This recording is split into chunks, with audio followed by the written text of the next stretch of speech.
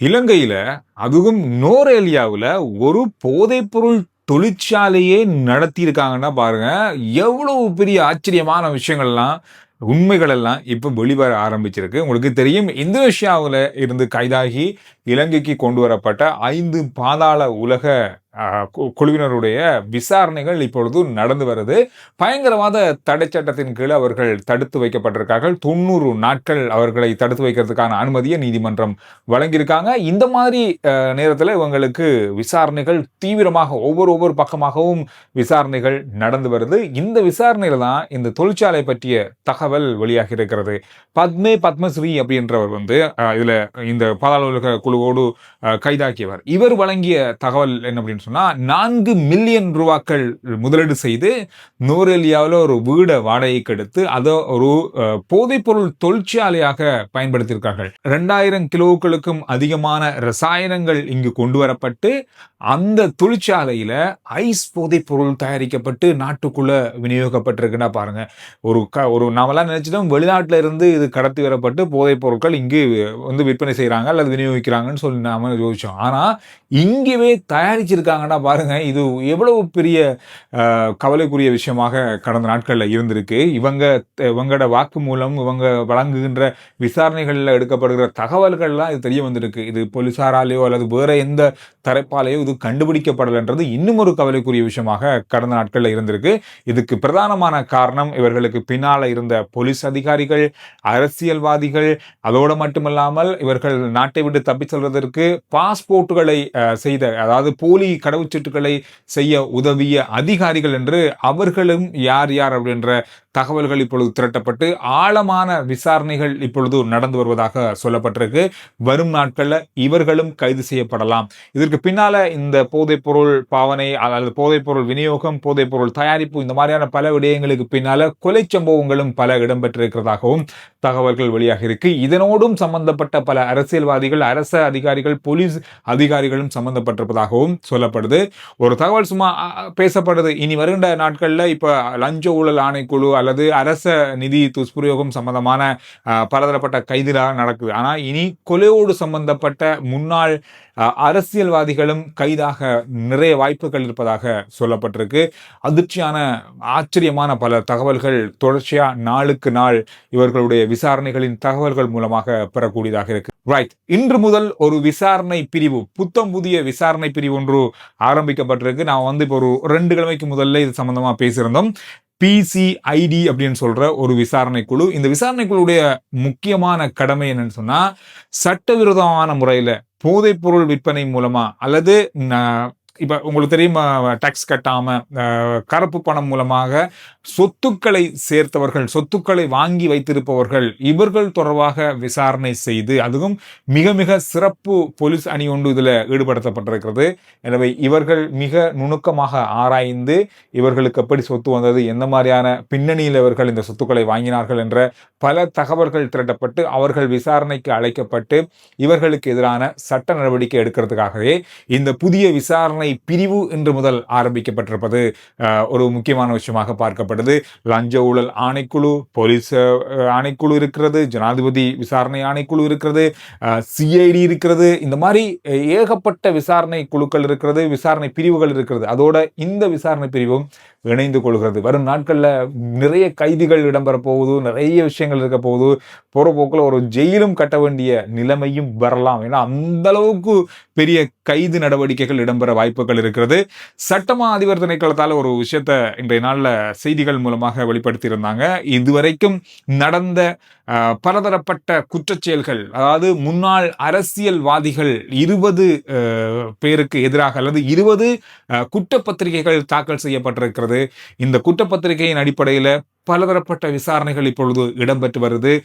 இது 99% அரச சொத்துக்களை துஷ்பிரயோகம் செய்த அல்லது அரச நிதியை துஷ்பிரயோகம் செய்த அரசியல்வாதிகளுக்கு எதிரான குற்றப்பத்திரிகை அப்படின்னு சொல்லப்படுது.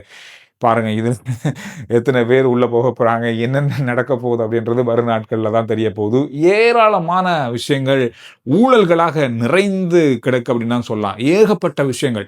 கடந்த நாட்கள்ல 1477 அரச அதிகாரிகளுக்கு எதிரான குற்றச்சாட்டுகள் அல்லது முறைப்பாடுகள் செய்யப்பட்டிருக்கிறது. கடந்த ஒரு 3-4 மாதத்துக்குள்ளேயே 1400க்கும் அதிகமான முறைப்பாடுகள் அரசு அதிகாரிகளுக்கு எதிராக. இதுல இன்னொரு விஷயம் நடந்திருக்கு. கடந்த 7 மாசத்துல 15 அரச அதிகார நிறுவனங்கள் அல்லது அரச நிறுவனங்கள்ல 41 பேர் கைது செய்யப்பட்டிருக்காங்க. இதுல லஞ்ச ஊழல் ஆணைக்குழுவால கைது செய்யப்பட்ட பலர் இருக்காங்க.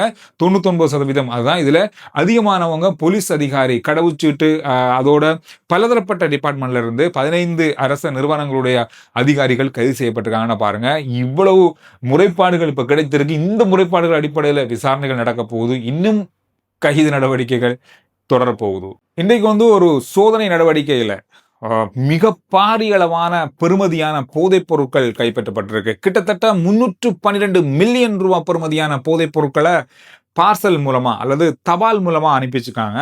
இந்த தபால் பொதிகளை யாரும் எடுக்க வரல அப்படின்ற சந்தேகத்துல போலீசார் இதனை பரிசோதனை செஞ்சிருக்காங்க. இதுல கிட்டத்தட்ட 312 மில்லியன் பெறுமதியான போதைப் பொருட்கள் இருந்திருக்கிறது. 23,000க்கும் அதிகமான போதை மாத்திரைகள், கொக்கைன், ஐஸ் போதைப் பொருள் என்று வேறு பார்சல்கள் இருந்திருக்கு. இது 7 முகவரிகளுக்கு அனுப்பப்பட்டிருக்கு. இந்த 7 முகவரிகளையும் தேடி பார்க்கும்போது இது 7 முகவரிகளும் போலியானவை அப்படின்னு சொல்றாங்க. இதுவரையில தபால் மூலமாக வந்த அதிக பெறுமதியான அதிகூடிய போதைப் பொருள் இது அப்படின்றது இலங்கையில கண்டெடுக்கப்பட்ட போதைப் பொருளாக மாறி இருக்கு.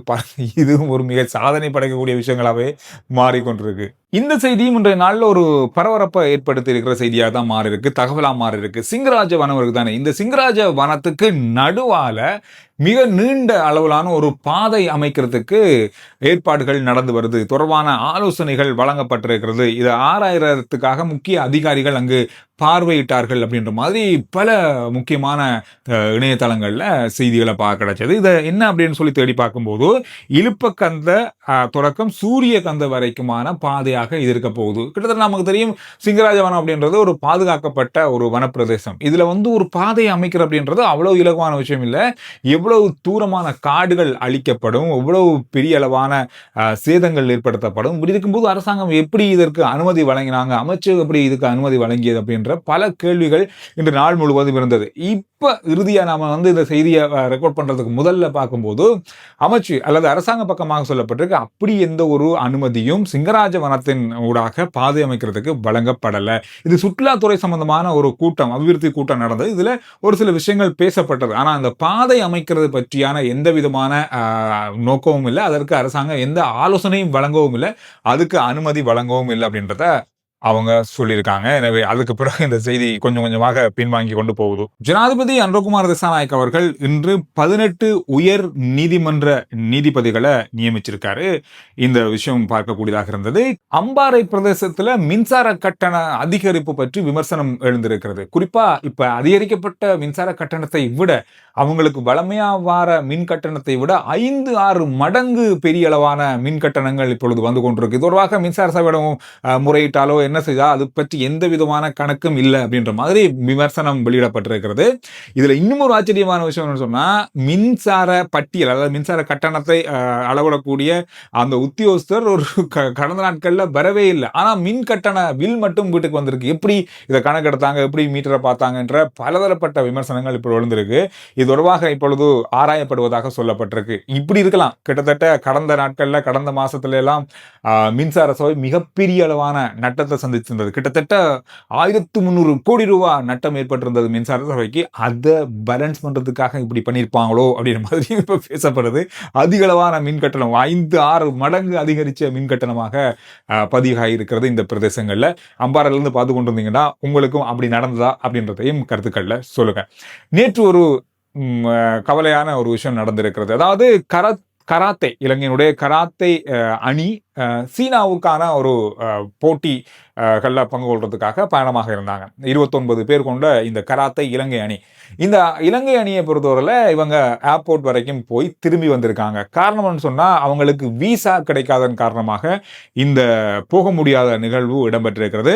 5ஆம் தேதி முதல் 5 முதல் 7ஆம் தேதி வரை சீனாவில் இந்த கராத்தே போட்டிகள் நடக்க இருந்தது. கராத்தே வீரர்கள் ஏற்கனவே இதற்கு கட்டணம் செலுத்தியிருக்காங்க கராத்தே கமிட்டிக்கு. என்ன காரணம்னு சொன்னா விசா, டிக்கெட்ஸ், தங்குமிடம் எல்லாத்துக்கும் சேர்த்து 5,80,000 செலுத்தியிருக்காங்க ஒவ்வொருத்தரும். இவங்களுக்கு இறுதி நேரத்திலேயாவது விசா கிடைக்கும் அப்படின்னு சொல்லி உறுதி அளிக்கப்பட்டிருக்கு. அதன் காரணமாக அவங்க ஃப்ளைட் போற நேரத்துக்கு விமான நிலையம் போயிருக்காங்க. ஆனா அவங்களுக்கு விசா கிடைக்காததால அவங்க திரும்பி வந்திருக்காங்க. இந்த போட்டியிலையும் அவங்க பங்கு கொள்ள முடியாத நிலை ஏற்பட்டிருக்கிறதாக ஒரு தகவலா செய்திகள்ல பார்க்க கிடைச்சது. கவலைக்குரிய விஷயம். முக்கியமான விஷயங்களுக்கு விசா கிடைக்காது. சம்பந்தமே இல்லாத யாருக்காவது விசா கொடுப்பாங்க. இது பல நாடுகளுடைய குறையா இருக்கு. உண்மையா போறவங்களுக்கு கொடுக்கவே மாட்டாங்க. எங்கேயோ போய் ஒளிய போறவங்களுக்கு கொடுத்துருவாங்க உடனே. எந்த கேள்வியும் இல்லாத கொடுத்துருவாங்க. அந்த மாதிரி சம்பவங்கள் எல்லா நாடுகள்ல விசா நடைமுறையிலையும் இருக்கத்தான் செய்யுது. எனவே இது ஒரு கவலைக்குரிய விஷயமாக பார்க்கக்கூடியதாக இருந்தது. இந்த விஷயங்கள் தான் இன்று நாளில் பார்க்கப்பட்ட மிக மிக முக்கியமான செய்திகளாகவும் தகவல்களாகவும் இருக்கு. RJ Chandru report YouTube channel, Facebook page, WhatsApp channel இது எல்லாத்தையும் ஃபாலோ பண்ணுங்க. அடுத்த வீடியோவில் நான் உங்களை சந்திக்கிறேன்.